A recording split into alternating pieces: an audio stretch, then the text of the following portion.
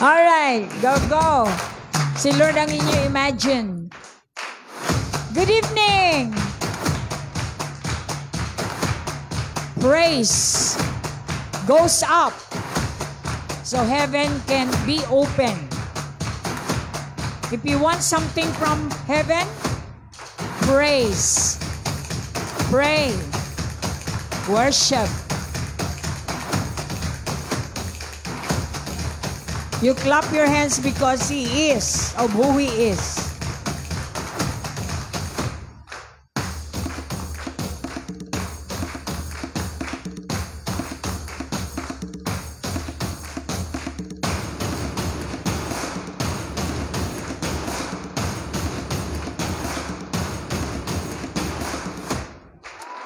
Good evening. Say good evening to your neighbor. We have a beautiful Friday night, the midnight for all the saints. Of course, we are the New Testament saints. Hindi tayo yung Old Testament. That's why sabi nga ng Panginoon, we need to be encouraged that the New and the Old Testament saints will be gathered and we'll see each other. Wow. I cannot wait to see Moses, King David, and all the Old Testament people as promised.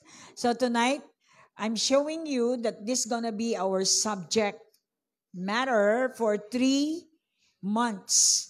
Why 3 months? Because I symbolizes it to the Father, the Son, and the Holy Spirit. We need to make it complete in order for you to see what will happen next. This is very important.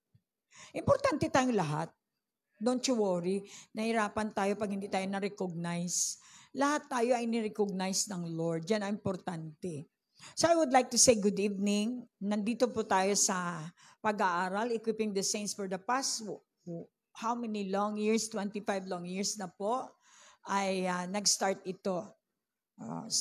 I started the Equipping the Saints, and so therefore, saan ba yan? Nasa Bible. Lahat ng ginagawa natin dito, dapat nasa Bible galing so that we can be assured na we are doing, ang ginagawa natin ay ayon sa salita ng Diyos.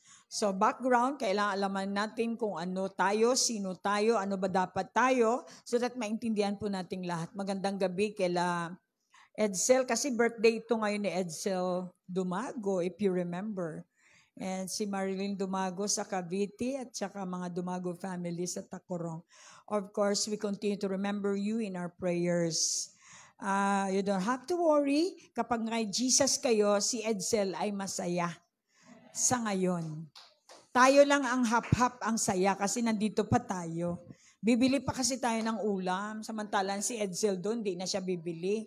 Basta isipin niya na lang kung anong kakainin niya, nandun na lahat. Hallelujah. Kaya huwag kayong matakot sa heaven. Nakakatakot yung hindi ka makaalis dito.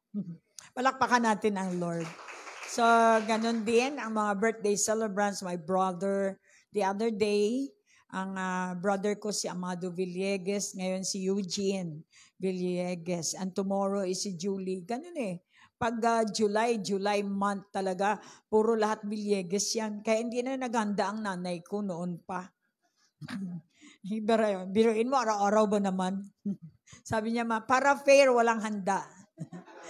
Pero nakabawi na silang lahat because I allowed them to experience the beauty of being a child of God. Kasi tinanggap nila ang Panginoon. Kapag natanggap natin ang Panginoon, paramdam ni Lord sa atin na siya talaga ang tunay nating tatay. Alright. So good evening sa lahat ng ating Eagles. Salamat talaga forever. I'm so grateful dahil kung wala kayo, hindi mag-exist itong 25 long years na ministry na super talaga ang produkto. Hindi po tayo nagmamayabang. 25 years ka bang magmayabang? Ang pagod naman yan. Diba? Haba na yung isang taon na yabang-yabang. Di sabihin, natural na po natin yung mag-reach out ng mga kaluluwa dahil nasa system na natin. Pag born again po tayo, yung power ay available talaga. magtataka kayo, ba't ganito? Napaka hindi na namin kayang anuhin yung VCF. Magsanay lang po kayo. Parang ano lang din yan, practice. So I thank God na naging correctant dancer ako. I continue to pray for Ma'am Suping Reyes, my moderator sa Notre Dame of Marble College. Talagang nahubog ako sa disiplina dyan sa ano. Kasi ang Panginoon, gumagamit siya, especially when you were in high school, college, doon, kung talagang binalyo ninyo ang talent at saka ability ng Diyos sa inyo, then you keep, dinidevelop nyo talaga, may marami kayong ma-discover. Noon, wala pa ako sa Diyos na buhay. Sa Diyos na ano pa ako, chok. Kinakausap ko na ang Diyos, thinking na talagang naririnig niya ako. Nandun ako lagi sa loan, doon sa open yard ng ng Notre Dame. Nakatanga lagi ako sa langit kasi nagpa-promi ako ng tuition fee ng mga kapatid ko. Wala akong problema sa tuition fee ko, pero mga kapatid ko, ako ang nagpo-promi sa kanila kasi aside from kilala ako, madali. Kahit na tatlo pang kapatid ko mag-promi, okay lang. Kasi yung itsura mo talagang may ID ka na. So, ganun ba? So, I really appreciate what the Lord has done na mayroon talagang reward yung titingala ka sa langit at kausapin mo siya. Kasi sinabi ko sa kanya, bakit ganito? Bakit magpuprumi-prumi pa kami, Lord? Tapos mamatay lang din pala kami. Ganun agad ang aking intro. And then the Lord dahan-dahan, pinakita niya. And yun, yung karektan na yan ay naging malaking big time shift sa buhay ko.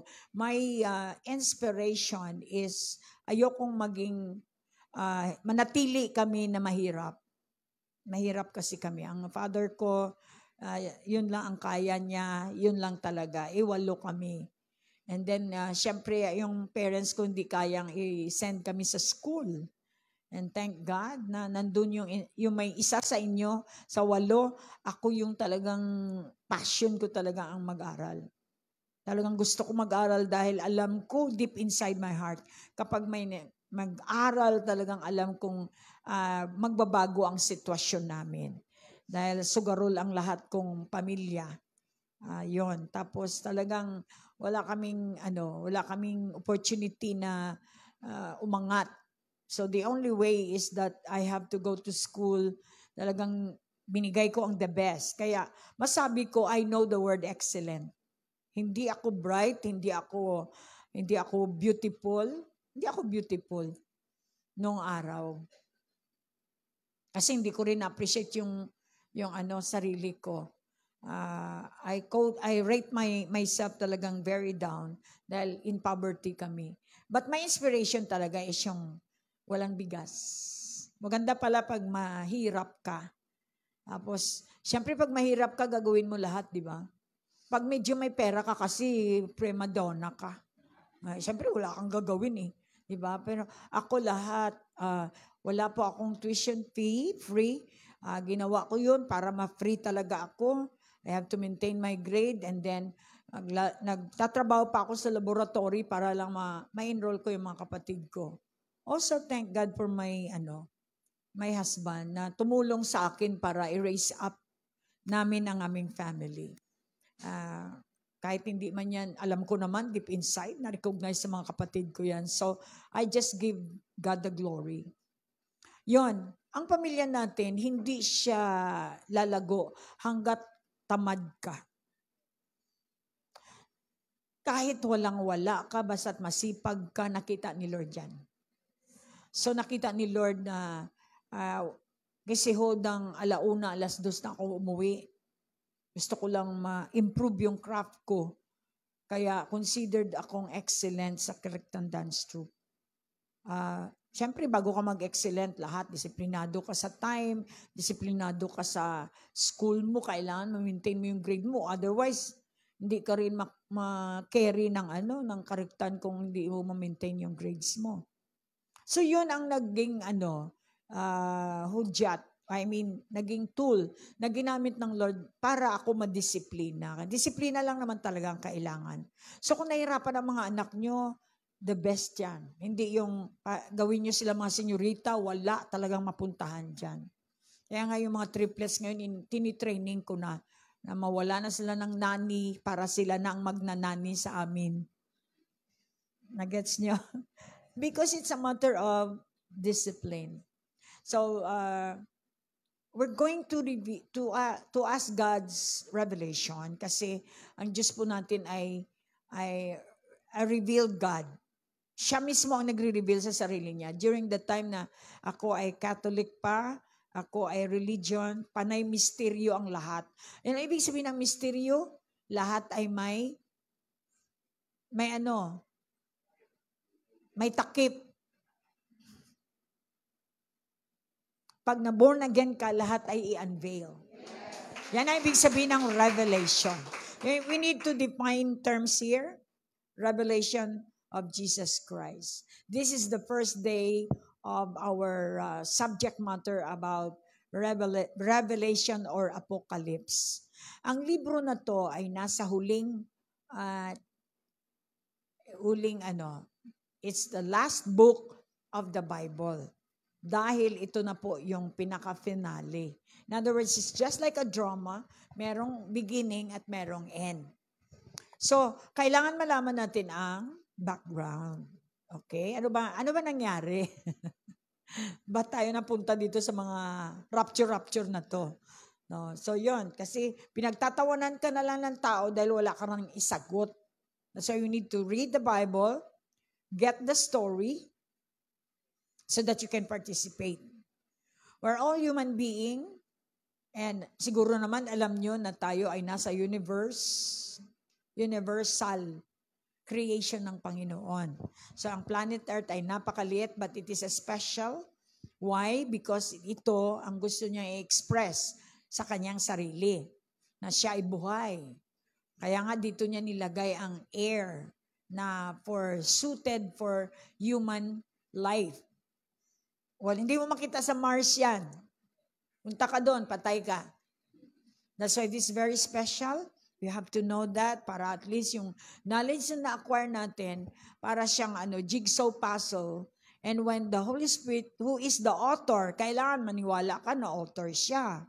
Paano siya naging author? Yon, kailangan natin din i-explain. He inspired people to write. Ang pinili niya ang mga tanga at mga walang alam para ma-prove na siya ay Diyos. Tingnan mo si Moses, hindi makasalita ng straight. Parang si Sally. Pero malala si Moses. Binigyan siya ng assistant para maging somebody for Moses. Para si Moses ang pinili, pero siyempre may mga ways ang Panginoon. Alright? Tingnan mo sino pa ba dyan? Tax collector. Walang ginawa kundi mangurakot. Pero ginamit siya ng Lord para i-display ang power niya. Amen. So, si Magdalena, mga prostitute, lahat ng may mga dysfunction nga tao, yun talaga ang pinili ng Diyos. Kaya salamat naman, dysfunction ako nung araw. Dysfunctional ako. Kaya nga, nung na-meet ko si Jesus, nag-functional ako. So you have to know the power and the ability of your God so that may ikwento ka. Kasi pag wala kang i-share, ano naman ang magbalik sa iyo? Walang radiation na magbalik sa iyo. Ang radiation dapat faith. Faith is the word of God na pinaniwalaan mo. That's why you keep on hearing and hearing and hearing the word of God, and you keep on doing and doing and doing the word of God so that you can acquire experience. Because when you experience the Word of God, then by that, you will know who is this God. At doon lang mamuo ang trusting mo. Kasi experiential knowledge is the best. Sigurado ka talaga nangyari sa'yo, kaya ka nagtitistigo eh. Kahit na ipikit pa ang mata, kasi alam mo na-experience mo eh. Hallelujah. So, we are going on flight. Are you ready? Our flight is 777. Boeing destination is Revelations from chapter 1 to 22. Tonight, we're going to approach the flight about the revelation of Jesus Christ to His churches. So dito pinakilala ang Lord at first sa Revelations 1. We're going to tackle about Revelations 1 to 3. Itong lahat na to na nilagay na panoramic na calendar, ang references nito marami, 360 references yata ang ginamit dito. So dito may 19 references para sa church. At syempre, himay-himayin natin para meron tayong idea. Interesado ba kayo? Kasi pag ang puso ninyo may rebellion, may sama ng loob, hindi siya makapasok. The devil will play around. You know, that's the game of the devil. The game of the devil is play. So, sino naman ang i-play niya kundi ikaw? Alangan naman, di ba? That's why sabihin mo nga sa katabi, I don't want to play with the devil. So you need to hold on to the Word of God because the original name of Jesus is the Word of God. Now, if you value the Word of God as Jesus who died and rose again for you, kapit ka dyan at dadalhin ka niya. Saan? Sa realm niya. Kasi pag hindi ka niya madala sa realm niya, hindi mo maintindihan ang lahat na ito. Kaya nagtataka kayo mga religion, nagbabago mga yan. Amen ang amen. Kanta ng kanta, wala bago. Puro luma. Are you here? Blessed. You are blessed that you are here. So, fasten your seatbelt. It's time that you are on board for this flight. Because flight, dahil spiritual. Kung hindi kayo on board, nag-attend kayo, paglabas ninyo, walang mangyayari sa inyo. So, di ba pag nag-aeroplano, may ticket ka? So, anong ticket natin dito? Holy Spirit is the deposit guarantee. No Holy Spirit, no boarding. Palakpak. So, I want to use your imagination tonight by, of course, first of all, you have to have a clearance. May clearance muna kayo. Diba? Pag akyat natin sa langit, yung ID mo, yung ganito mo, pati temperature, lahat yan. Then you can get the boarding. So, ganun din sa spiritual realm. Alright. Are you born again? Yon. Siyempre, nandun na Pilipino, ganun pag sa ka, yung mga edad mo, lahat-lahat, ID, chine-check. So, dito sa Revelation kasi, you have to use more of your imagination. Imagination na hindi fantasy, ha? Imagination na ang gamit mo, truth. Hello? Iba ang imagination na gamit mo, lie. Kasi that's the flying area of Satan. Yung sa second realm ng heaven. Oo. Using your emotion. Kapag emotional ka, hindi pwede. Ang faith kasi dapat mabilib ka. Wala ang emotion na involved. Para sa akin kasi, tama naman ito. Para sa iyo. Paano naman para sa Diyos? Kaya nga, wala pong emotion ang pag-aaral ng salita ng Diyos. Paglagyan nyo ng emotion, nagtataka kayo, di ba? Nagbabasa kayo mamaya, mag-masturbate kayo. Silent in the court. Because the Holy Spirit has the power.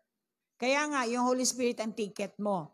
If you have the Holy Spirit, you have the power. You can fly in the air. Sino ba ang capable mag-fly sa air? Di ba ang Holy Spirit? Tayo may katawan tayo, hindi tayo makaply. But, thank God, we have soul. That pwede niyang dalhin ang soul natin, yung ating mind, kaya magkaroon tayo ng imagination. Parang nandun ka, pero wala ka doon. Alright. Again, Revelation means unveiling. Why is it important to know the revelation? Because in contrast of what people are saying, makinig kayo, In contrast of what other churches are saying, na ay wag na tayong magbasa niyan. Ibigay na lang natin yan sa mga may alam. Kumanta na lang tayo. Misteryo yan. Masyadong misteryoso yan. Mahirap intindihin. Wag na lang. So, in contrast, it means yung mga sinasabi nila na mahirap intindihin ay baliktad. Mas madaling intindihin ang Book of Revelation. Alright? It is to take the veil off. Kapag nagbasa ka ng Revelation, you are about to see the reality. Di ba ang ganda? Unti-unti mong nakikita si Jesus more clearer.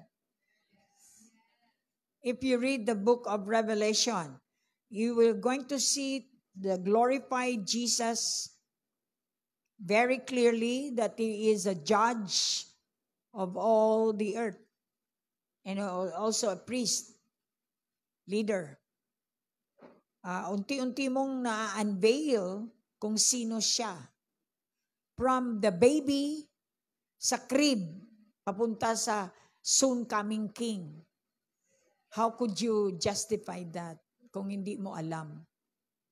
So, the devil pulls thousands of people to be away from Revelation. Ayaw na ayaw ni devil na magbasa ka ng Revelation. Bakit? Kasi dito mo makilala siya. Defeated po pala siya.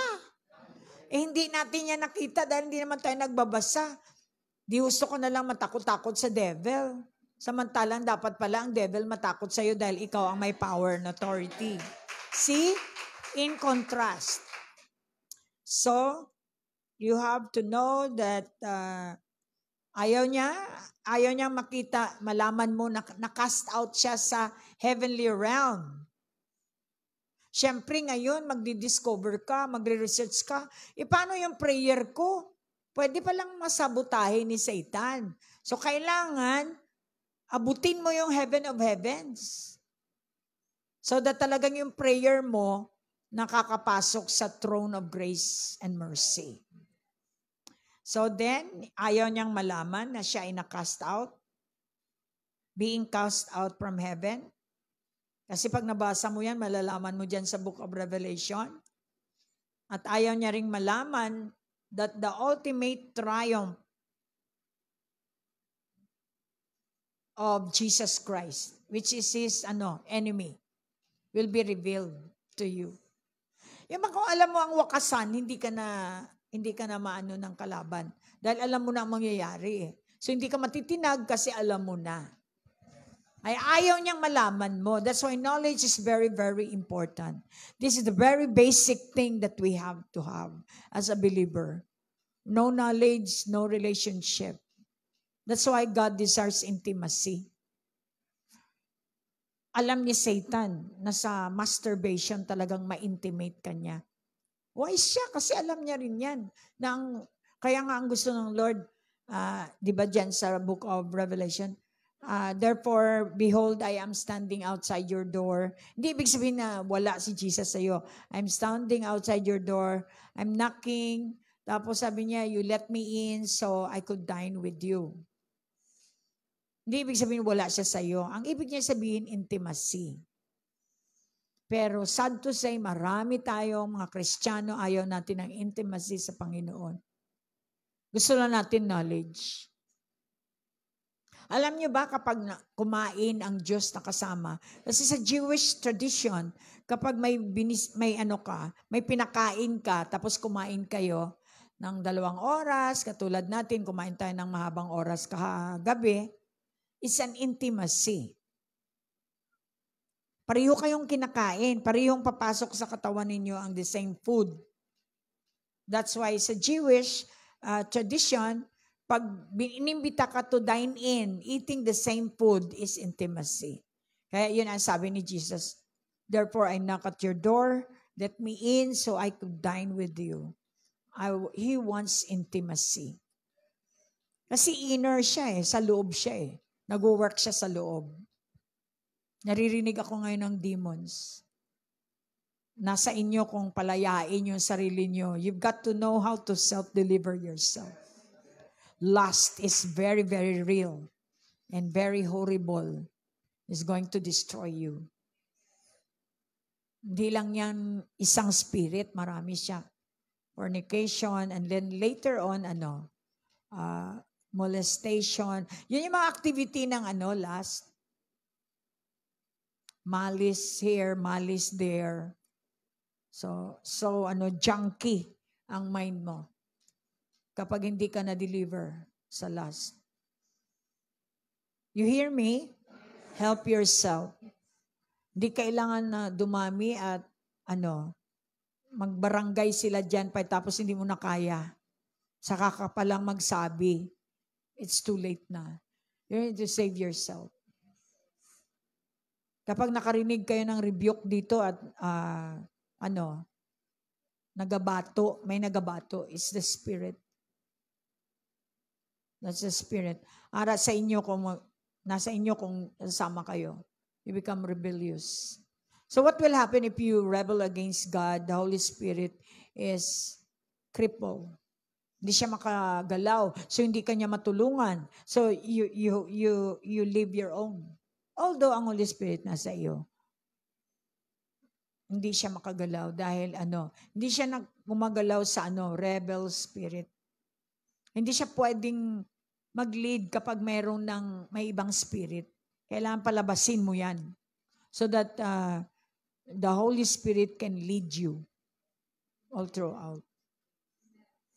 Matindi ang rebellion, I tell you. Wasak talaga. Diba? Kita mo ang mga rebelde, mga PNP, talagang walang laman ang utak nila kundi mangwasak, magpasabog. Kasi yun ang karakteristik ng rebellion. Talagang ang rebellion, yung sadistic, lahat. Okay? You hear me? Kung meron kayo niyan, you better off. You better do something. The Word of God can take good care of that. Okay. So let's go Revelation chapter 1 as promised. Remember, the more you study the book of Revelation, the more you see Jesus in a clearer way. Come on, palakpakan natin. We're so excited for 3 months. We're going to unveil your eyes by the power of the Word of God and let the Holy Spirit do it. Is going to unveil the mystery. Kapag na-unveil, masaya ka. Walang taong di masaya kapag na-unveil. Tulad ng baby mo, pag lumabas, walang taong mapighati dahil lumabas yung baby. Di ba? Lahat talaga kahit na hindi pa maganda yung baby mo, masaya dahil the fact na mayroong another human being, talaga masaya ang buong mundo. Na-amaze ka. Ganun ang ibig sabihin ng revelation. After long 9 years and then i-reveal na kung ano itsura ng anak mo. Well, what a joy. Ganon din po ang pagdating ni Jesus. Hindi ka ba happy niya na along the way iniisip mo pa lang, eto na, nakikita na ng dalawang mata mo yung binabasa mo. Hindi ka ba dyan In fact, sabi, makikita ko kaya ang aking mga mahal sa buhay? Yes, pero hindi yan ang focal point. Halos hindi mo lang papansinin yung hindi mo pala mapapansin din yung mga mahal mo sa buhay doon kasi it's all about God. Sila din kay God sila. Paano kanila pansinin kay God sila? Lahat tayo ma-astonish. Walang 100% sa kanya talaga nakatutok. Alright? Okay, so, here we go. How does this revelation written? According to the history, nasa Patmos siya. Patmos is an island na kung saan doon ni-reveal ng Diyos sa kanya ang nakita niya.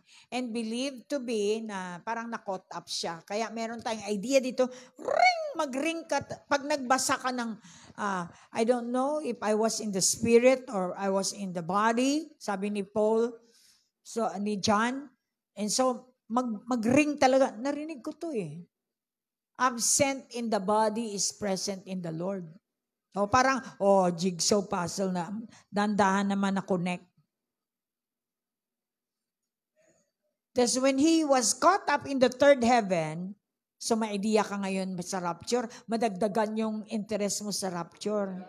Kaya hindi kayo magtaka na yung mga tao, walang dating ang rapture. Ano yan? Siyempre wala silang alam. But you should be thankful that you have heard this. Because somehow, alayaan nyo lang salita ng Diyos para siyang i-recap niya lahat at mapapakita niya sa inyo ang panoramic picture of what is to come. So, again, balik tayo, nakalimutan ko. Paano importante talaga ang Revelation? Kasi, ang tao kapag nakabasa ng Revelation, ang tendency mo, you change your mind of focusing on temporal things. Mag-shift ka sa eternal, which is permanent. Di ba? Kung wala kang alam, di panay ka na lang temporal ng temporal. So wala ka nang ginawa, kundi kailangan ko ng blue na sasakyan, patapos ng blue, red. So, hanggang paulit-ulit na lang, naubos mo lahat ng sasakyan, hanggang doon lang ang alam mo. So, that's why God wants you to read Revelation para ma-stretch ang mind mo at ma-shift yung temporal thing sa buhay mo na doon sa permanent, which is eternal.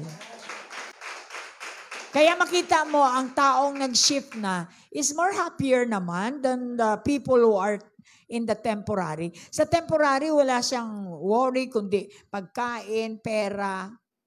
Nag-iisip ng kinabukasan na wala. Wala siyang kinabukasan. Pero iniisip niya, meron siyang kinabukasan na wala. Palakpak. Ako nakikinig yung iba na nagkukulong o maaga pa kayo nagpa-impyerno. Tandaan ninyo, when you are alone, that is the playground of the devil. Alam ko, naglalaro ka sa demonyo. So that's the time na ma-defeat ka ni Satan kung ikaw ay Kristiyano. Kapag lagi kang alone, lagi kang nag-iisa, gusto mo magpapag-isa. So sabi ng devil, that's what I like too. Oo. Hindi tayo dinesign na mapag-isa. Dinesign tayo ng gathering. Dinesign tayo na happy. Paano ka maging happy kung ikaw lang mag-isa? Did you get the point? Okay. So, jot down all the points. All right. So, Revelations 1:1, Tagalog po tayo. Ganito po yan. Lahat ng gagawin natin, huwag kayong matakot, huwag kayong mag-alala, kasi nandyan sa Bible. The Bible itself will testify at patutunayan niya ng salita dyan ay salita na galing sa Diyos. Proven naman na. So that's why huwag tayong lumabas sa Bible when we study, okay? Now, by the help of the Holy Spirit, ano sabi ni si Robabel? Not by might nor by power, but by my Spirit, says the Lord. Pag sinabi mo, hindi natin yan maintindihan. Mahirap talaga. Again, not by might. So, not by your own knowledge, but by the Spirit of the Lord. Diba? Through by His Spirit, we are able. Lahat ng hindi able mo, hindi ko kaya yan, ay makakaya mo because of the Holy Spirit. That's why He is the helper. And mind you, you should know that He is the author. And He is the God of understanding. Lahat kumplito na, Ang part mo na lang is magbasa. Hindi mo na problema ng understanding kasi isusupply niya yan. Hallelujah. Ang sulat na ito, which is the letter of tungkol sa mga bagay na inihayag, revelation ni Jesus Christ. So remember, pag may nagsabi sa inyo na si John ang nag-reveal, i-check nyo sa John 1:1. Si Jesus ang nag-reveal. Jesus Christ na mangyayari sa lalong madaling panahon. Sa lalong madaling panahon? Oo, mangyayari daw sa lalong madaling panahon. Isinulat noon, tagal-tagal na, 2,000 years ago, madaling panahon. Okay, so naintindihan natin. Ito. So, sabi niya, upang ibinigay ito ng Diyos kay Kristo. upang maihayag. So, ang Kristo dito is yung resurrected Jesus. Kaya kailangan intindihin mo, bakit binigay ng Diyos? Di ba? Diyos Kristo. Ngayon si Kristo binigay. O, di ba? So, kailangan nating sagutin yan. Hey, ibinigay ng Diyos. Pag sinabing Diyos, Ama. Alright. Kay Kristo, ang term na Kristo dito is yung Jesus na na-resurrect upang maihayag naman sa mga naglilingkod sa Diyos. So that it can be revealed to people who are serving Him. Kaya inihayag ito ni Kristo sa lingkod niyang si Juan, the servant. Remember si John dito ay apostle. He was the apostle. Sa pamamagitan ng anghel ng kanyang isinugo. So with John, may angel siyempre. Angel, hindi mismo si Jesus ang nakipag-usap sa kanya, kundi Jesus, who is seated at the right hand of the Father, sent an angel to reveal it to him. Pero galing kay Jesus ang revelation. Ako si Juan at pinapatutuhanan ko ang lahat ng nakita ko tungkol sa inihayag ng Diyos at sa katotohanan itinuro ni Jesus Christ. So, walang ituturo ang Jesus kundi truth. Tandaan nyo yan. Pag Jesus Christ in the Bible, truth lahat yan. Walang lie. Third, mapalad ang bumabasa. This is the special blessing being revealed to us. You have to receive this. You have to receive a special blessing tonight. Mapalad, blessed means happy. Blessed means happy. Ang bumabasa at ang mga nakikinig sa sulat na ito, kung itinupad nila ang nakasulat dito, if they do what is written here, sapagkat ang mga sinasabi rito ay malapit nang mangyayari. Okay. So doon muna sa 3 ha. Let's himay-himayin natin. So ang sabi dito, in Revelation chapter 1, ay may warning. Ay, hindi pala. Ito ay sa 2 for the churches. So sa 1 is binigyan niya tayo ng information kung ano ang ating makuha kapag tayo ay nagbasa ng Revelation. So you are blessed. Kung maniwala kayo, then surely 1, 2, 3 yung binasa. Hindi ako maniwala hindi kayo blessed kasi sinabi niya, you are blessed kapag binasa ninyo ang Book of Revelation. Okay. Sabi niya, shortly mangyayari. Yeah, take note of the word shortly. Kasi doon sa Revelation chapter 1, verse 1 and 2, sa 2, at pinatutuhanan ko ang lahat ng nakita ko tungkol sa inihayag ni Jesus, sa katotohanan itinuro ni Jesus Christ. Verse 3 pala yon, na mapalad ang bumabasa at mga tinupad nila at nakasulat dito sapagkat ang mga sinabi rito ay malapit nang mangyari. Malapit nang mangyari. Near. So near. So, the Revelation, alam niyo ba, ang Revelations 1 to 22 is all about Jesus. Hindi siya revelations. Revelation siya, pero lahat ng revelation nandyan. Bakit walang S? Sapagkat it talks about to one person. That is all about Jesus. Hello? So, one person that reveals Jesus is the book of Revelations. So, dito sa first one, Revelations 1 to 3, He is revealed as the King and the priest, the resurrected judge of all the earth. Kaya niya sinabi. So, sa 4 at saka sa 5, nagbati na siya sa mga iglesia. Mula kay Juan para sa 7 iglesia ng probinsya ng Asia. This is in the Asia Minor. Sa modern name Turkey. Sabi niya, sumasa inyo nawa ang pagpapala at kapayapaang galing sa Diyos, sa Espiritu at kay Hesu Kristo. Kung tungkol sa Diyos, siya hindi nagbabago ngayon, noon at sa hinaharap. So may information siya about Him. Pinasabi kay John na He is the God, the Alpha and the Omega, at saka hindi siya nagbabago. He's the same yesterday, today, and forever. So, kailangan nating masik-in yan sa ating heart na itong Diyos na pinaniwalaan natin ay hindi nagbabago. Obvious naman, lahat ng sinabi niya, ginawa niya. Until this, malapit ng end times. Tuloy pa niyang tinestify ang lahat ng prophecy niya. Almost 40% ang ating book is prophetic. Hindi siya allegory. It's a prophecy. It's a prophetic. So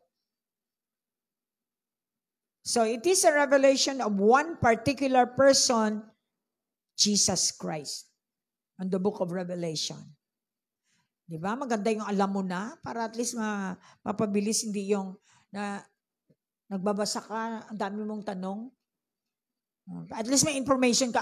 Ito makikita mo ha. Ito. At least, it would be easy for you. Nang lahat palang mabasa mo from Revelations 1 to 22, it's all about Jesus. It's all about you. Okay. So, the resurrected, glorified King ang nagsalita. Siya ay nasa harapan ng trono. Ito yung nakita ni John. So, ano ba ang sinabi niya? Tungkol sa pitong espiritu. Siya ay nasa harapan ng trono ng Diyos. At kung tungkol kay Jesucristo, siya ang mapagkatiwalaang saksi. Siya ang unang nabuhay mula sa mga patay. Natural. Magtiwala ka sa mayroong proof. Namatay siya, nabuhay siya muli. Ngayon, nandun siya sa itaas. Ngayon, nag-testify si John na umakyat siya sa langit.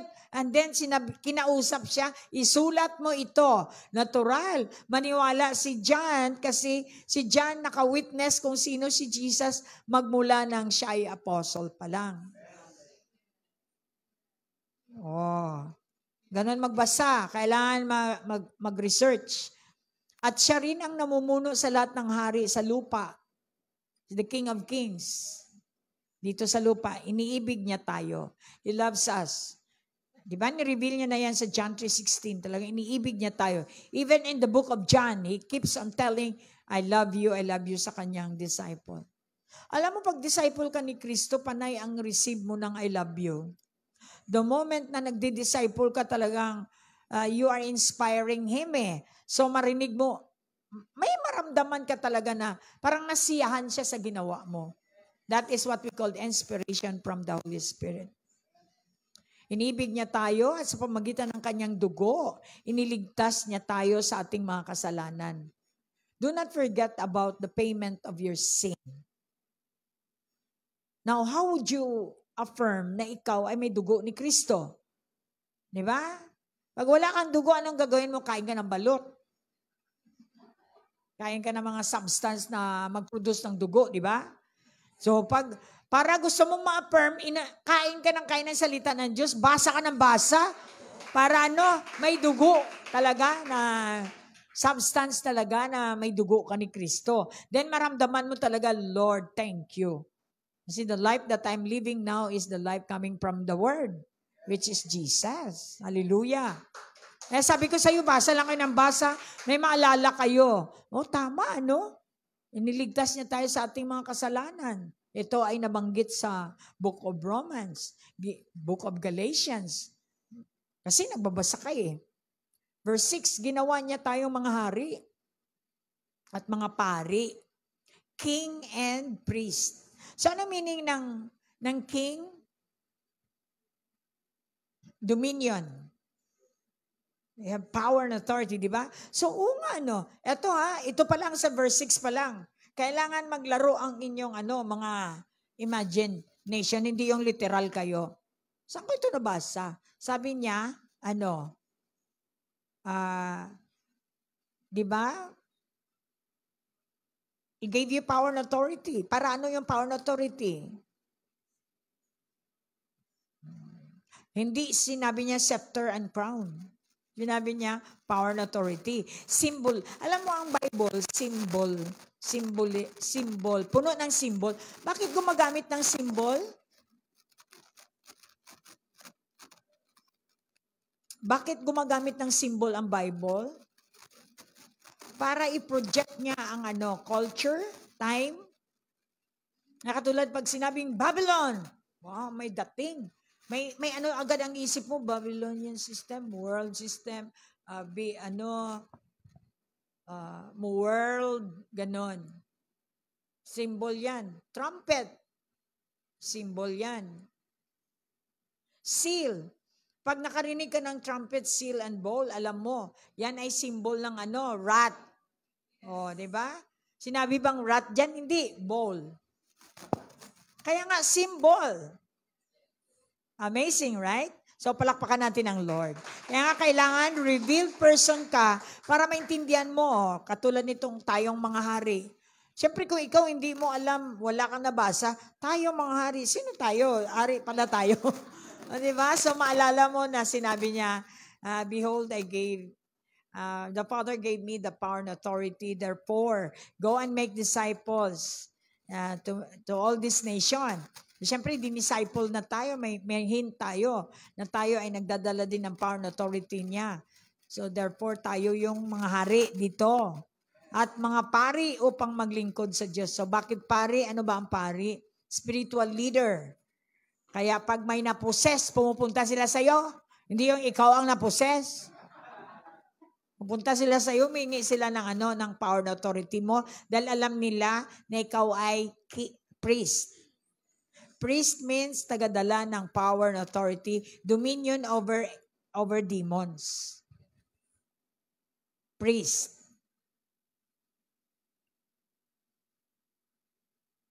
Hindi yung priest dito sa lupa na umiinom ng light beer, ha?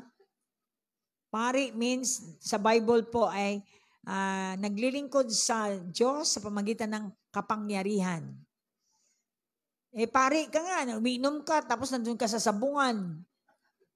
Meron ka pang firstborn dito sa bundok, may firstborn ka doon sa bundok, at may Armalite ka dyan sa kumbento. Hindi po yan pari dito. Klaro? Balakpak.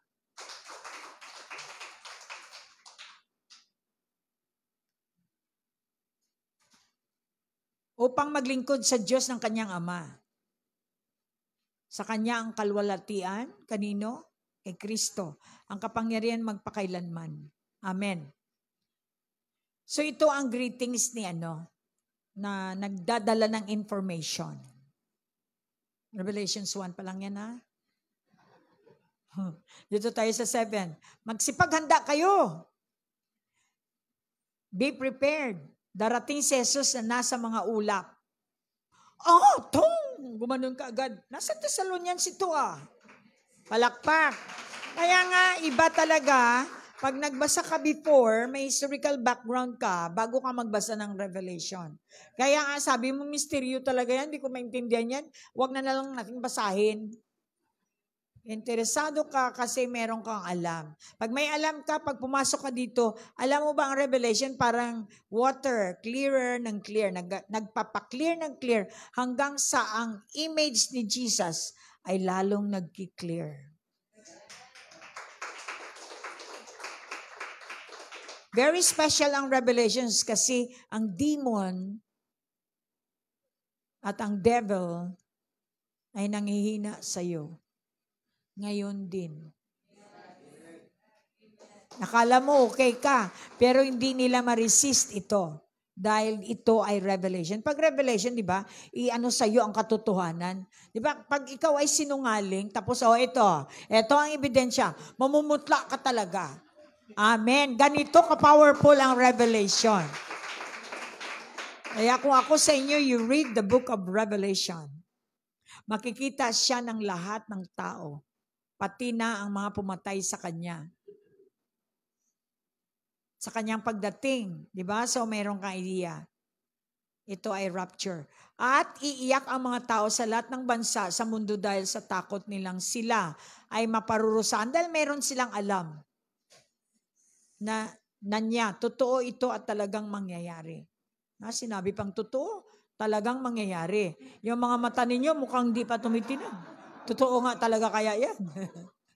Kaya nga, if you have doubt, you need to get rid of that. Kasi pag mag-doubt kayo, paglaruan kayo ni Satan. O, ready kayo ha? Meron kayong i-deliver sa bahay ninyo. Alam ni Satan na medyo alam mo na. So sa bahay nyo, magda-drama siya. May mapuposes sa bahay nyo or whatsoever na mangyari. So you stand firm. Handa kayo, hindi yung dahil sa sobrang mong busog, wala, hindi ka nakahanda. Yan sinasabi ko sa inyo. Kailangan, sabi niya, maghanda kayo. Palakpak. Verse 8. Ganda talaga pag Tagalog, interesado tayo. Pag English talaga. Ang Panginoong Diyos ang makapangyarihan sa lahat. Kaya maraming fans si Pastor Alfredo. Samantalang ang revelation nasa English, ha? Sa Ilonggo, interpretation lang. Pero, alam mo, Pastor, bless kami talaga dyan sa Ilonggo. Kay Lord kayo mabless, hindi sa Ilonggo. Alright? Ang Panginoong Diyos ang makapangyarihan sa lahat. Kung ano siya noon, ganon din siya ngayon. Sino ba siya noon? Maalala mo? Tapos sabihin mo, hindi ako nabuhay noon, no? O, kaya nga magbasa ka para at least may idea ko kung sino ba siya noon. O, di ba? Ganon din siya ngayon. Hindi mo ito maintindihan pag hindi mo inintindi with the help of the Holy Spirit. Remember, ang ticket natin, the deposit guarantee is the Holy Spirit who has the understanding. Kaya hindi tayo makapagbiyahe kapag walang Holy Spirit. Apart from Him, we cannot do nothing. Ganon din siya ngayon at maging sa hinarap. Kaya sinabi niya, ako ang Alpha at ang Omega. So yun ay malaking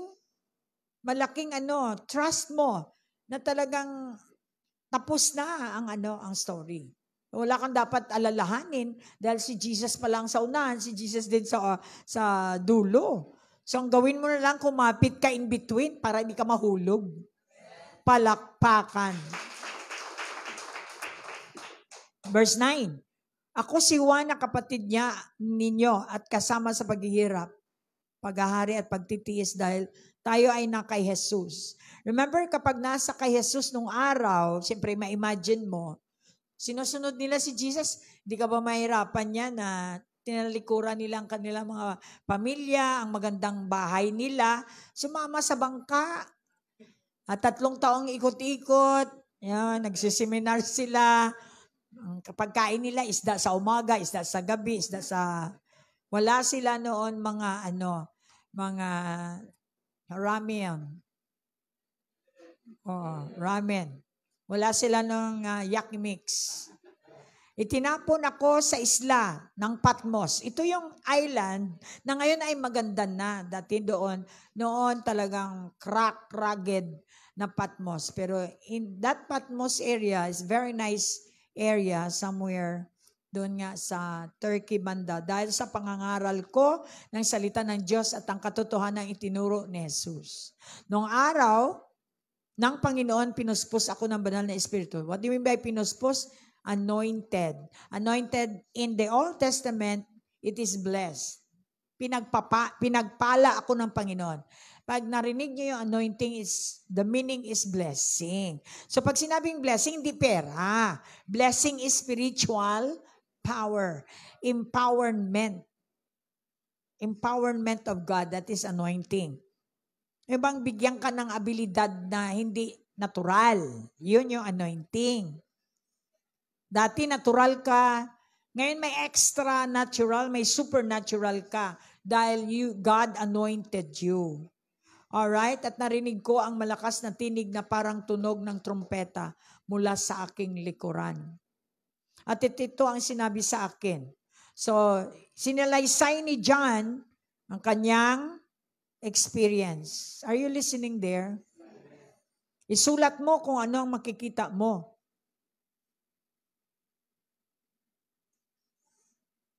Hey, isulat nyo kung anong nakikita nyo.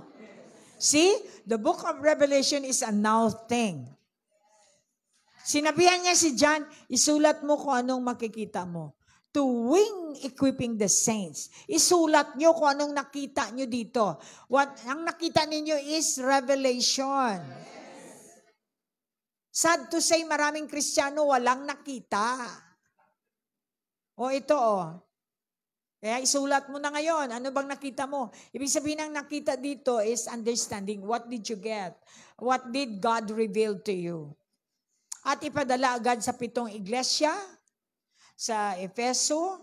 May 7 tayong mga model na mga churches. Ito ay found in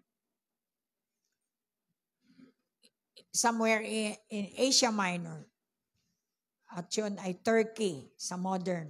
Smyrna, Pergamum, Thyatira, Sardis, Philadelphia at Laodicea. Bawat ito na churches ay may kanya-kanyang description. Dahil ito ang kanyang niminodel, ganito rin pa rin ang nangyayari ngayon sa atin. Kaya ma-identify mo kung ikaw ay Ephesus, kung ikaw ay Church of Laodicean, sa kanyang description. Kaya ito ginamit niya for warning. Naintindihan? Verse 12, nang marinig ko ito, lumingin agad ako upang tingnan kung sino ang nagsasalita sa akin. At nakita ko, John, the revealer, ang nagsasalita, ang 7 ilawang ginto. Now, I have that coming from Israel. Yung 7 ginto na ilawan, parang ilawan, lampstand. Sa gitna ng mga ilawan ay may nakatayong parang anak ng tao. Mahaba ang damit niya at naumabot sa kanyang paa. It was Jesus, siyempre. At may gintong pamigkis sa kanyang dibdib. Ang buhok niya ay napakaputi tulad ng telang puting-puti. You know, John here is trying his best na i-describe ang nakita niya in a split of a second, Kasi na-caught up siya sa heaven. At kung ano nakita mo, sabi ni Jesus, isulat mo. Ganito ba kayo magbasa? Alright. At ang mga mata niya ay nagpabagang parang apoy. Kaya natawa ako nung makita ko ang mga Jewish people na parang parang kakainin ka. Sabi ko, wow, ganyan pala ang mata ni Jesus, parang apoy. Siyempre, before ako nagpunta, wala akong idea. Akala ko mababait. Warrior pala, warprek pala talaga mga Jewish. Si Jesus yan. Yan yung pinagmulan niya. Kasi iba yung information natin. Mabait si Jesus. Nakaupo yung mga bata dito. Hindi mo maintindihan bakit pinatay niya ang maraming Bakit engage siya sa war? Mabait naman pala. Kaya nga hindi natin naintindihan. Alright? Puting-puti. Ang mga mata niya ay nagbabagang parang apoy. Kaya pag tiningnan ka ni Jesus, sunog ka. Takot nga kayo kay pastura, kay Jesus pa. Ang mga paa niya ay kumikinang na parang tansong dinalisay sa apoy at pinakintab. Ang tinig niya ay napakalakas na parang rumaragasang tubig. So you can imagine, ma-imagine mo anong klaseng boses yan ni Jesus na yung ibig sabihin, nanunuot. Yung marinig mo ang boses niya nagsasalita, nanunuot. Sa kalamnan mo, yung ibig, rumaragasa. Masyado. Tubig. Rumaragasa siya pero tubig. Di ba ang tubig is cool. Harsh siya pero cool. Ano ba? Hindi mo maintindihan. Ganyan ang klase ng boses niya. Iba yung harsh na parang Hitler. Sa kanya naman, oo. Pero merong melancholic na hindi mo maintindihan. Parang pagkain. 16, may hawak siyang 7 bituin sa kanyang kamay niya. 7 bituin ang hawak niya. At lumabas sa bibig niya ang isang matalas na espada, which is the word of God. Pag wala ka, hindi mo alam ito, ayaw ko na. Imaginin ko isang matalas na espada galing sa bibig. Nakakatakot nga talaga. Mag-born again ka, your head will be ringing. At maalala mo na yun nga sa Ephesians 2 eh. Nabasa ko to. The sword of the Spirit is the word of God. Siyempre, galing sa bibig, hindi naman pwedeng espada labas sa bibig. At isang matalas na espada, na dalawa ang talim, double-edged. Wow! Galing sa bibig, Ang mukha niya ay nakakasilaw. Nagabi, nakakasilaw mga mukha niyo, sobra sa mantika. Tulad ng araw sa katanghaliang tapat. Talagang, medyo masakit, di ba? Ang silaw. May imagine mo yung araw. Di ba pag na-expose ka sa araw, nakaganon ka talaga, hindi mo kaya. Ito ang ibig niyan sabihin na nakakasilaw tulad ng araw sa katanghaliang tapat. Matindi, kumplito. Palakpakan natin ang Lord. Diba talaga pag Tagalog? Look at your neighbor. Bagong take off pa lang tayo, mukhang pagod na kayo. Nasa verse 16 pa lang tayo. Are you on your, did you fasten your seatbelt? Kasi mamaya, nag-aumpisa na po ang ang turbulence. Yung may espada na, hindi turbulence na yon. Amen? So, palakpakan natin ang Lord. Mukhang nakatawa kayo, ibig sabihin na intindihan ninyo. Verse 17, nang makita ko siya, napahandusay ako na parang patay. In other words, manghihina ka talaga pag nakita mo ang, di ba, Diyos ang kaharap mo. Manghihina ka na parang kang patay sa kanyang paanan.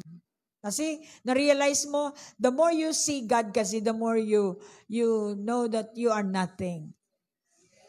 Ipinatong niya agad ang kanyang kamay niya sa akin at sinabi, huwag kang matakot.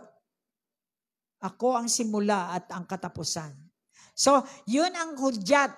Kasi alam ni John, ang words na yan, yung mga salita na yan, alam niya na kay Jesus yan. Pwede naman sabihin ni Jesus, I am Jesus. Pero hindi, sinabi niya, huwag kang matakot. Ako ang simula at ang katapusan. Abay, pag hindi ka born again, mapraning ka talaga dito. Kaya nga sabi ko, fasten your seatbelt because we are on turbulence. We need the air.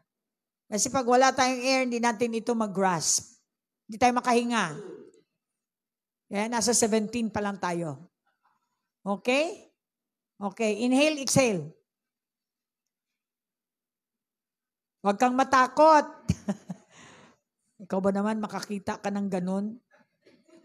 Yung mata at saka yung boses at saka ano-ano pa yung nakita mo? Siyempre, natural sinabi agad ng Diyos, ops, huwag kang matakot. Ako ang simula at ang katapusan.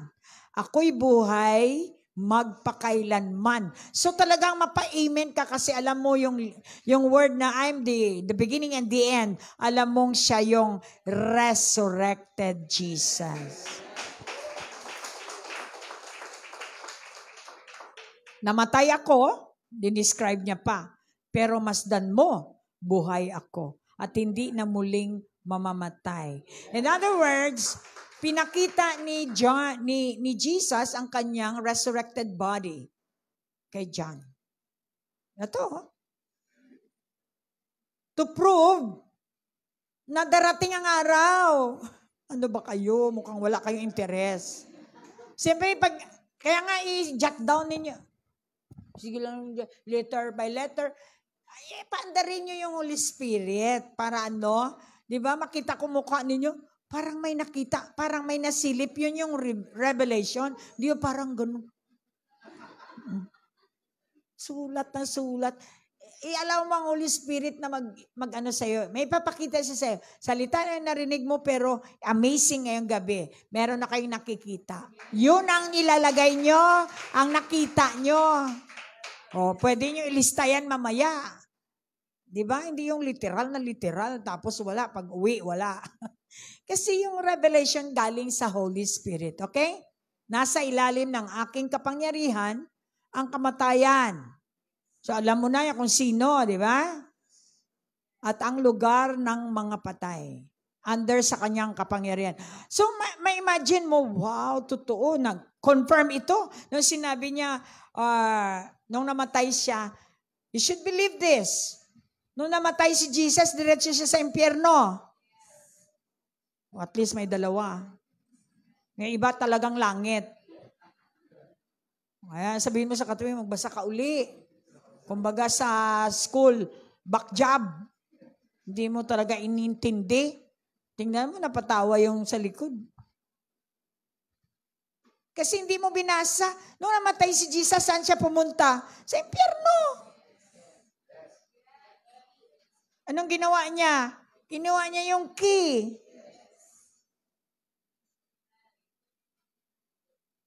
May turbulence ba?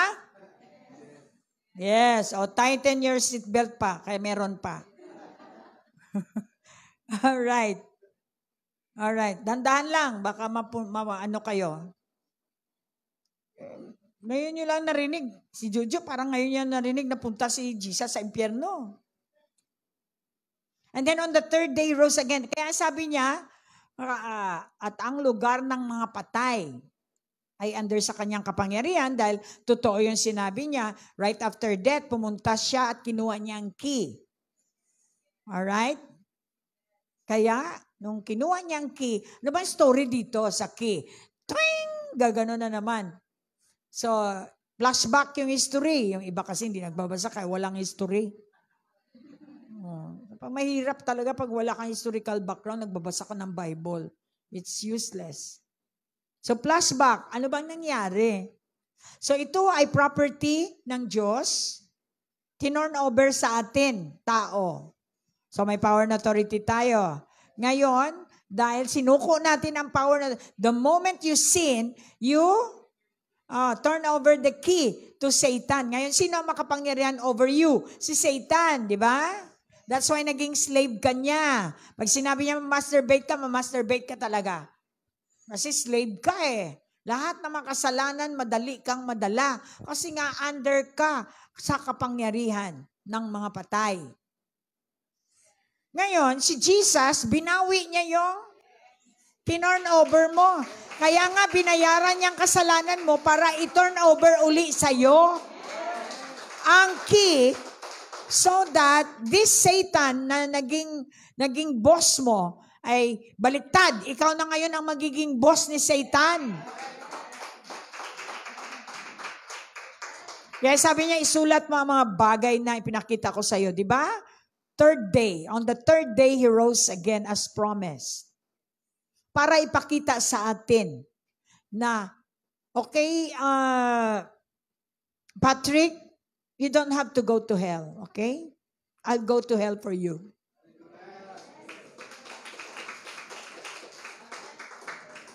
Lilinisin muna kita para mawala yung pagkabakla mo, etc.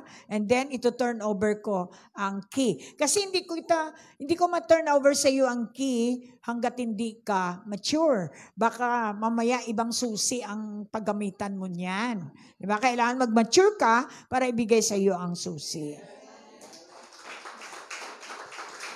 Now, Patrick skipped hell by the power of the blood that was shed on the Calvary. Kaya isulat mo ang mga bagay na pinakita ko sa iyo. Ang mga bagay na nangyari ngayon at mangyayari pa lang. So yung history na yon nalaman natin according to the Bible. Yung ngayon ay nakikita ng dalawang mata natin yung mga binabasa natin. Katulad ng doon ka pa lang sa chapter na sa Old Testament. May darating na Messiah. And then dumating nga.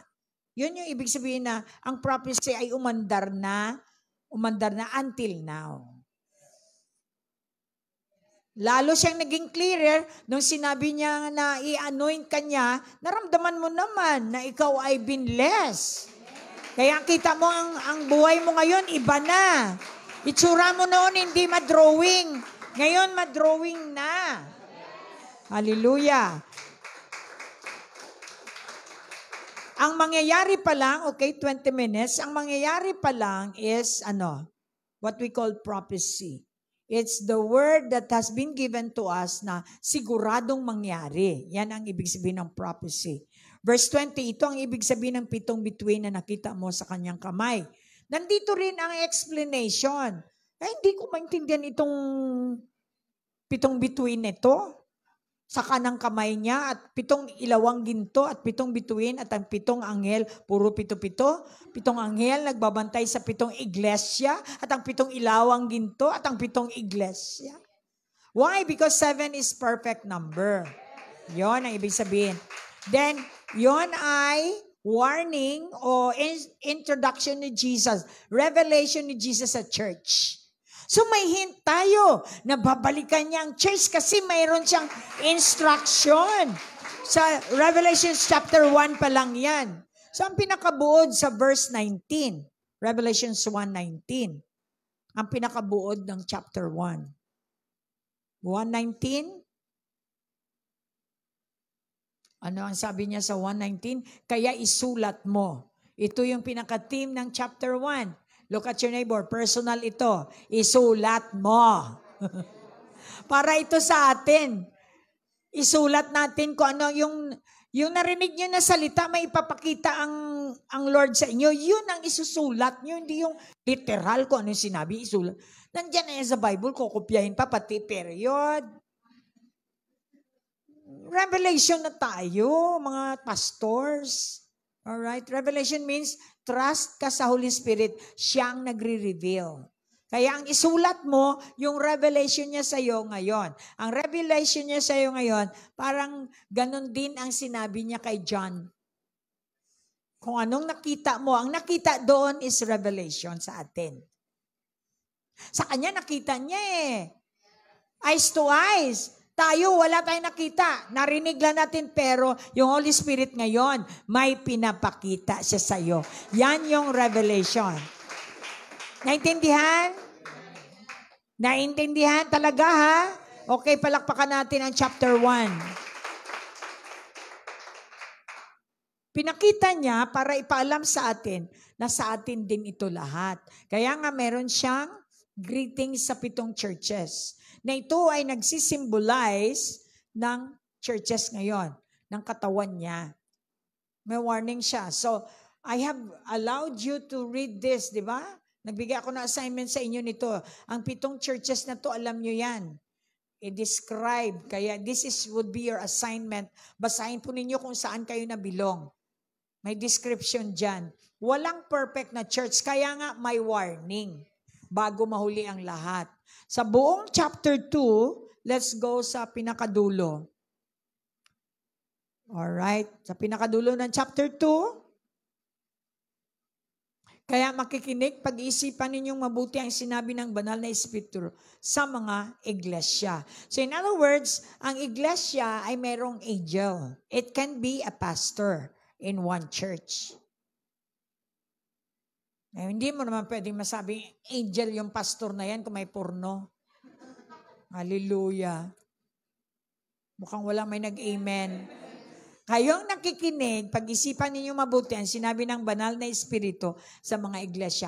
Ang Holy Spirit ay talagang hindi siya makahover sa church na fleshly or sinful o worldly, ibig sabihin. Okay? Sa chapter 3, medyo silipin lang natin kasi nasa ADCO 1, 2, 3 tayo ngayon. Okay? This is your assignment. You've got to read the warning and the instruction of the Lord Jesus. Unti-unting nagpapakilala si Jesus. Bawat churches, iba ang kanyang introduction. At dito mo makita ang kabuuan. Sobrang dami mong malalaman kung sino siya. Pinakilala niya yung sarili niya sa bawat churches, sa 7 churches. So sa chapter 3, yan. Kasama pa yung Laodicea. Ito last. Ito, sample natin isa sa mga church. Sulat mo ito para sa mga anghel na nagbabantay sa iglesia ng Laodicea. Nagbabantay means maybe church or maybe pastor, or maybe angel. Ito ang mensahe na tinawag na amen. Ang tapat na tunay na saksi. Siya ang pinagmula ng lahat, nilalang ng Diyos. Alam ko ang mga ginagawa ninyo. Laging ganun ang sinasabi niya sa mga churches. Oh, yung mga masturbate dyan. Alam ko, lahat tayo sabay-sabay. Alam ko ang mga ginagawa ninyo. Ulitin.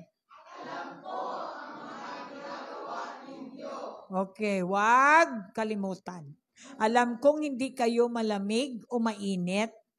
Salat sa init at sa lamig. Gusto ko sanang malamig kayo o mainit. Ngunit dahil maligamgam kayo, isusuka ko kayo. So you see, mediocre Christian. Hot ngayon, cold later. Depende sa weather. Ngunit dahil sa maligamgam kayo, isusuka ko kayo. At sinabi niya, ninyo na mayaman kayo, sagana sa lahat ng bagay at walang alam na kaawa-awa kayo dahil mahirap kayo sa pananampalataya. Bulag sa katotohanan at hubad sa paningin ng Diyos. Ito yung mga churches sa Manila. Nagpapatagisan ng ganda ng mga cellphone. Papatagisan ng mga businesses. Ito yung Laodicean. Yung describe mo. Baka ikaw din ito. Pero so far, wala pa naman yatang masyadong mayaman dito. Kaya pinapayuhan ko kayong bumili sa akin ng ginto at dinalisay sa apoy, purified by fire, upang maging totoong mayaman kayo. Ang totoo kasing mayaman po, to tell you the truth, is yung kahit lahat ng El Nino, Na Nino, lahat ng hindi kayo nawawalan. Ibig sabihin talagang matatag kayo. Yan ang tunay na mayaman. Kahit ano nangyari sa inyo, busy kayo, hindi kayo nagbabago. Yan ang tunay na mayaman.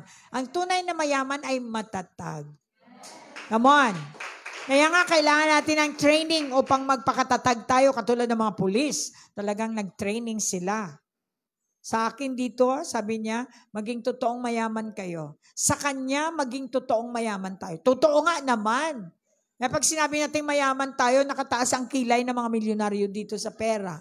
Oh, mayaman talaga yan si pastoran ninyo. Wala naman siya aeroplano. Parang ganon. Na ibig sabihin niya ng kayamanan is yung hindi ka nagbabago. Talagang dikit ka sa Diyos. Ano mangyari, may storm man, ganun ka pa rin, di ka nagbabago, nagsisimba ka pa rin. Yung iba naman, wala lang kuryente, hindi na nagsimba kasi walang pang plancha. Masyado naman yan. Hindi talagang mahirap. Mahirap pa siya sa mahirap kahit marami siyang pera. Upang maging totoong mayaman kayo, bumili rin kayo sa akin ng puting damit. Anong meaning nito? Kaya nga, turbulence. Gano'n? Bibili ng puting damit. Okay na ako kasi may tela na ako na white doon. Bumili rin kayo. Kaya nga pag ikaw ay literal, talagang layo mo din. Layo ka sa third heaven. Mukhang dito ka pa lang sa earth. Okay? Revelation tayo. Bumili. Kaya nga pinili kong magsabi na nasa eroplano tayo, we should be in the highest realm so that we can understand this. Bumili rin kayo sa akin ng puting damit upang matakpan ang nakakahiya ninyong kahubaran. What do you mean by that? Yung mga tinatago ninyong mga kasalanan. So we need to ask the robe of Jesus by repentance. So hindi naman tayo perfect. Kaya nga, mag-repent tayo, agad-agad, si Jesus ang mag-clothe sa'yo ng kanyang puting damit. Kasi sa taas sa langit, walang dikolor na damit. Puti. Ibig sabihin po yung glorious body. Matakpan ang nakakahiya ninyong kahubaran. Kaya nga si Adan at saka si Eva nagtakip, naghanap ng dahon. Siyempre, ano ba naman yung dahon? Malalanta. Yan, makikita pa rin yung Kaya nga, ang Lord lang ang tunay na makataka. At pati na rin ng gamot sa mata upang makita ninyo. Kasi if you are blinded because of your sin, Ang Diyos lang ang makapagbigay sa inyo ng pagbubukas ng inyong mata ng katotohanan. Ang lahat ng minamahal ko ay tinutuwid ko. Ito. Yan, ayaw nyo ng rebuke. Kung ayaw nyo ng rebuke, yan ay pagmamahal ng Diyos. Ngayon, kung hindi mo tanggapin yung rebuke, hindi mo tinatanggap ang pagmamahal ng Diyos. So, mahalin mo sarili mo, go. Ang lahat ng minamahal ko ay tinutuwid ko. O kaya tinutuwid kayo, nakakarinig kayo ng salitang panghampas talaga. At tinutuwid ko at dinidisiplina, kaya magsisi kayo at ituwid ang ugali ninyo. Magsisi kayo at ituwid ang ugali ninyo. Bakit ko inuulit-ulit? Kasi may kapangyarihan ang paulit-ulit sa salita ng Diyos. Pero yung paulit-ulit na sinungaling, mas makapangyarihan yan. Upang ikaw ay luklok doon sa gihana. Verse 20, narito ako sa labas ng pintuan ninyo. Ito yung sinabi ko kanina, kumakatok. So ano ibig sabihin? Sin-explain ko na sa inyo. Bakit siya kumakatok? Nandito na siya sa puso ko. Ba't pa siya kumakatok? Kasi nakita niya na masyado tayong distance. Gusto niya ng intimacy. Kung may naririnig kayo sa akin at buksan mo ang pinto, open your heart. Ibig niya sabihin, papasok ako at magsasalo, dine-in kami sa pagkain. Ibig sabihin, intimacy. Ang magtatagumpay ay pauupuin ko sa tabi ng aking trono. Wow! Sabihin mo sa katabi, pagtagumpayan mo yung masturbation na yan. Fornication na yan. At kung ano-anong nation na yan.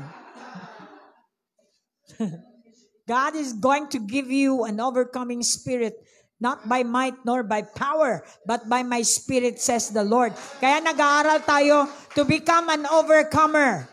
Oh, praise God, may overcomer BCF tayo.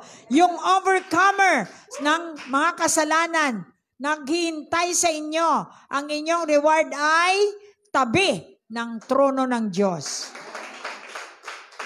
Tulad ko na nagtagumpay at naupo sa tabi ng trono ng aking Ama. So if Jesus is sitting at the right hand of the Father, tayo naman will be seated at His right hand.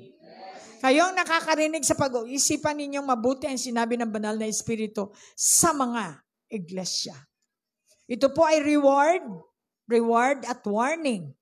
Warning. Binigyan tayo ng idea ano ang mangyayari kung ano ganito. It's also a description of your state o sitwasyon o inyong kalagayan. State of calamity ka ba o state of goodwill? Alright? Kayo lang makasagot niyan. Sabihin mo nga sa katabi, nasa anong state ka? Hindi ibig sabihin USA, ha? State means condition. Ano ang mabuting kalagayan? Ang banal na Espiritu ay nakaalam ng anong kalagayan mo. Ito yung maganda kasi checklist natin. Ang salita ng Diyos aside sa conviction, may affirmation sa salita ng Diyos. Talagang, ito lang, last word ko sa inyo. I hope it's gonna be powerful. Tayo po ay gawa ng Diyos na 3-in-1. Siya ay Ama, Anak, Espiritu Santo. Na dapat nating maintindihan, Diyos siya, isang Diyos, ngunit tatlo ang function. Katulad din natin, kasi tayo ay pinanganak sa Kanya, galing tayo sa Kanya. Tayo ay Espiritu, may kaluluwa, at may katawan. Tatlong parts na dapat pakainin. Kaya hindi balance ang iba sa atin dahil hindi ito naunawaan.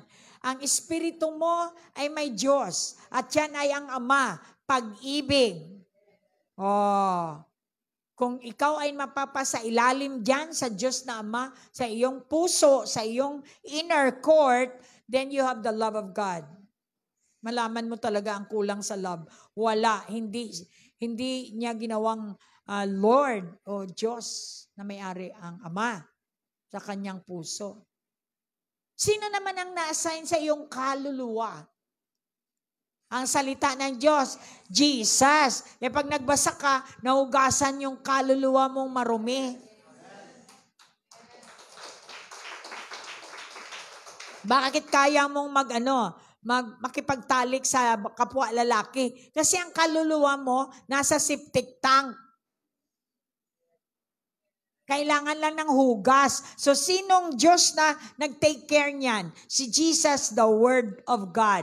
Kapag nagbasa ka, He's going to clean up, He's going to fix your mind.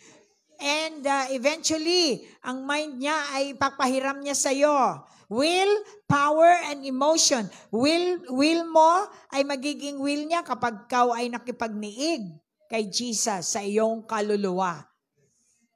Emotion mo is walang malis sapagkat ang emotion ng Diyos isa lang, love. Wala siyang hate. Kaya siya ang Diyos ng iyong mind. Jesus is the Lord of your mind, of your soul.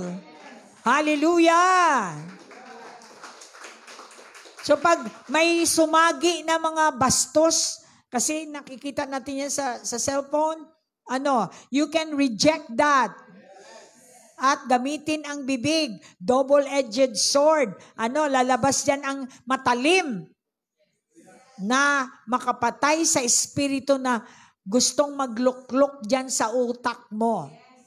Palitan mo yan ng whatever is true, whatever is beautiful, whatever is right, noble, truthfulness, and all the beautiful things. I will think of this. Kailangan ilabas sa bibig kasi siya, pang espada siya sa kalaban na gustong pumasok sa mind mo at sirain ang mind mo. Sino naman ang Diyos sa katawan mo? Banal na espiritu na siyang magbibigay sa iyo ng kapangyarihan para hindi magkasala. Remember, outside force ang temptation? Satan is outside. The Holy Spirit is inside of your body. Kaya pag may attack, greater is He that is in me than he that is in the world. Yun lang po ang the best na ma-advise ko sa inyo. Know your 3-in-1 and know the 3-in-1 power that God provided us. Together, we can be made whole again at tayo ay magiging matatag.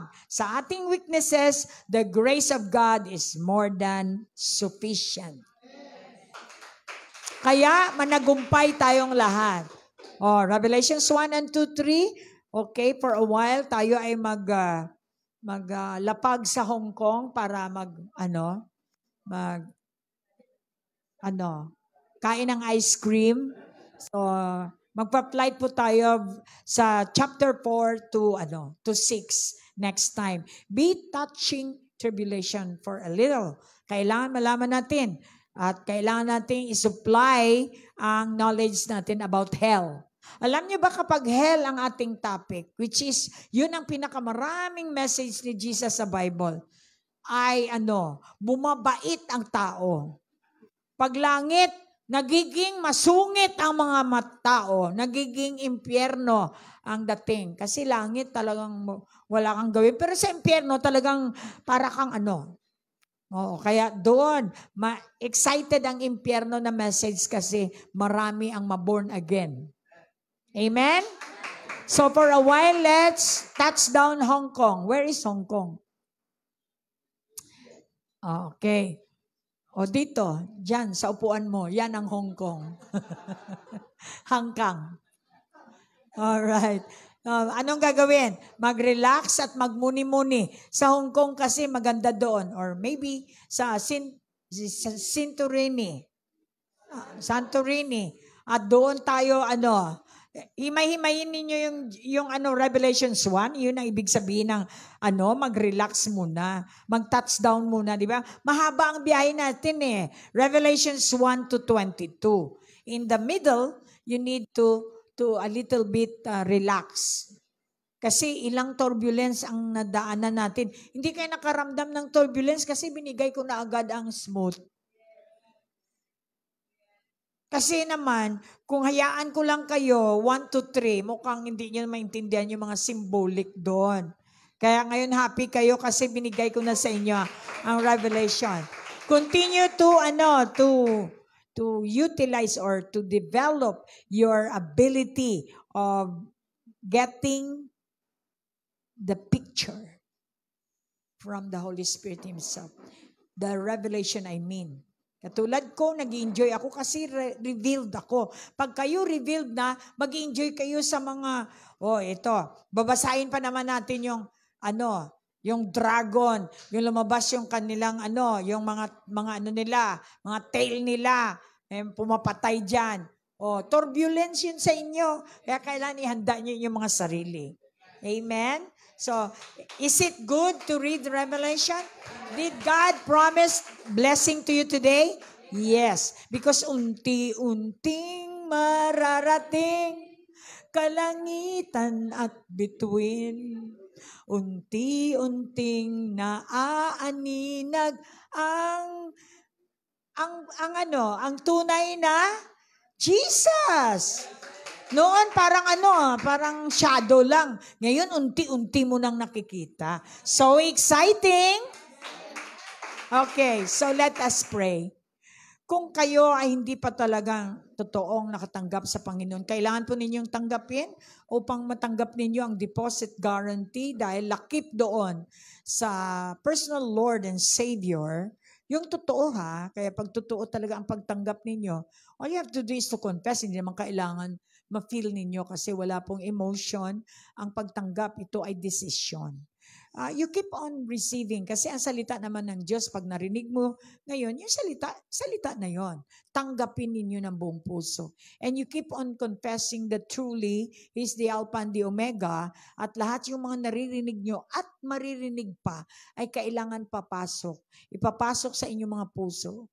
Remember, kumakatok siya sa inyong mga puso. Gusto niyang mag-intimate para doon kasi sa intimate core ninyo, doon niya i-reveal ang sarili niya.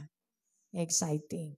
Regalo po ng Diyos yan sa atin kapag tayo nagsisearch, seek me and you shall find me. You can never find me if you do not seek me. So, seeking is researching, knowing Him. Knowledge is very, very important. And I would like you to open up your heart.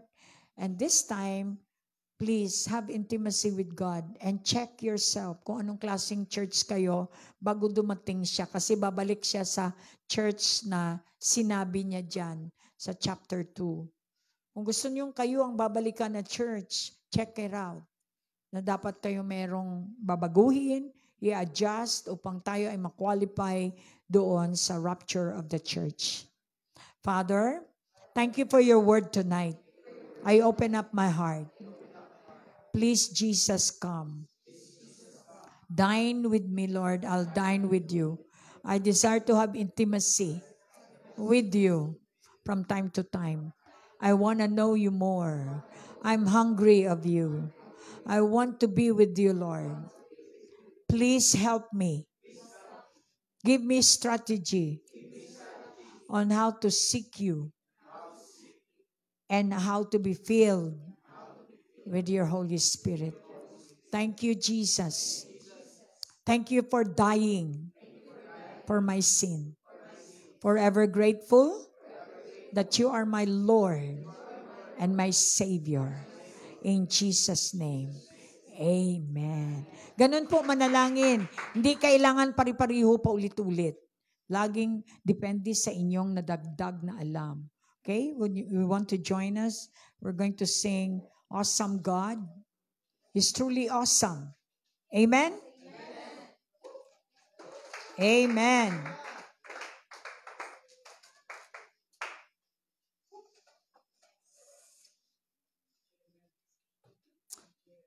Are you okay? Ikaw, saan ka galing? Ba't nawala ka? Akala ko na rapture ka eh. Sabi ko, hala. Si ano na rapture kami na iwan. Alright. Alam nyo kasi any moment, He will just come. Look at your neighbor. Remind me please from time to time. Alright. Are you happy? It's your voice. Lagi tayo hi. Oh, creation.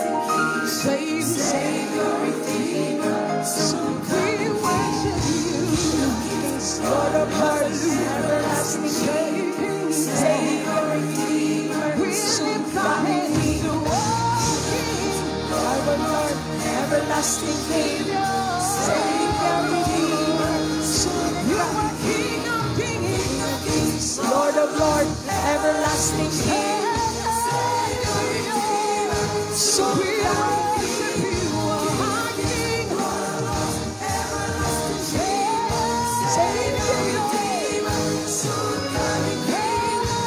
Redeemer, we declare you are Savior, Redeemer, everlasting King, Savior, Redeemer, soon and coming.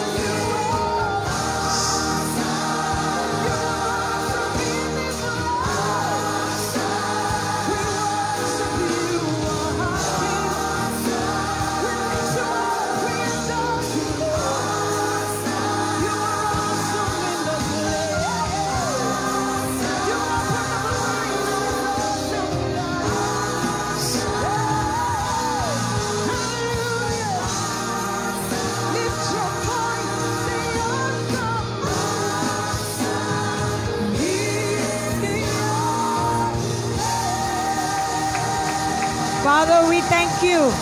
You're an awesome God. We serve you. We bow down before you. In Jesus' name. Everybody say amen. Good evening.